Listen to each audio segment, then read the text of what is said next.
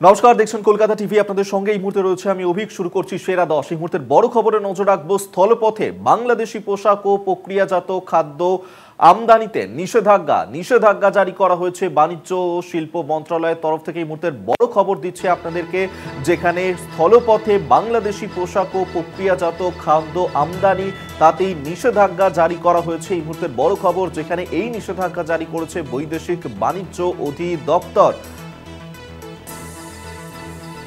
আমরা এই নিয়েই কথা বলবো সরাসরি। এই মুহূর্তে নিউজরুম থেকে আমাদের সঙ্গে রয়েছেন আমাদের বিশেষ প্রতিনিধি দীপ্তিমান ভট্টাচার্য। দীপ্তিমান, ঠিক কি কারণে বাংলাদেশের ওপর এই নিষেধাজ্ঞা?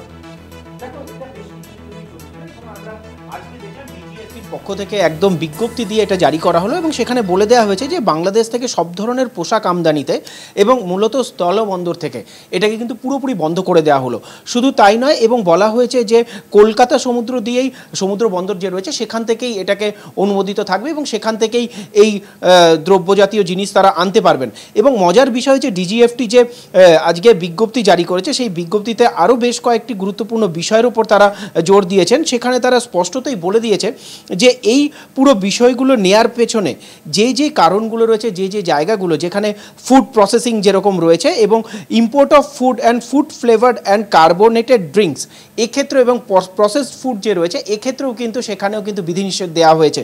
এক্ষেত্রে আরও বেশ কয়েকটা গুরুত্বপূর্ণ পয়েন্ট আজকে যে নির্দেশিকা জারি করা হয়েছে সেখানে বলা হয়েছে যে shall not be allowed through any land customs stations, integrated checkposts in Assam, Meghalaya, Tripura and Mizoram. অর্থাৎ যে কটা জায়গা থেকে এই জিনিসগুলো আসতে পারতো সেই সব কটা জায়গাকেই কিন্তু এখন পর্যন্ত বন্ধ করে দেওয়া হলো।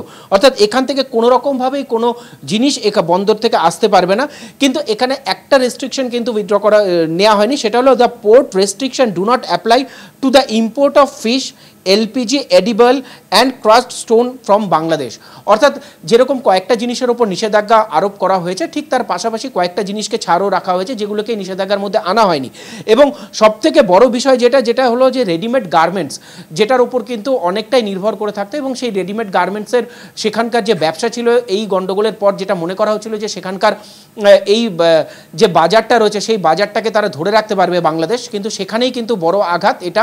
এবং এই বেশ কিছুদিন ধরে যে ইন্টারন্যাশনাল রিলেশন চলছিল সেইখানেই কিন্তু এটা একটা বড় আঘাত বলে মনে করা হচ্ছে এবং এটা কিন্তু এক ধরনের বিরাট বড় চাপ বাংলাদেশের ক্ষেত্রে।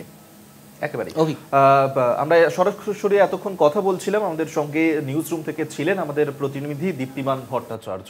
অর্থাৎ বাংলাদেশের ওপরেই নিষেধাজ্ঞা, যেখানে স্থলপথে বাংলাদেশি দ্রব্য আমদানিতে নিষেধাজ্ঞা, সেই নিষেধাজ্ঞাই জারি করেছে বৈদেশিক বাণিজ্য অধিদপ্তর।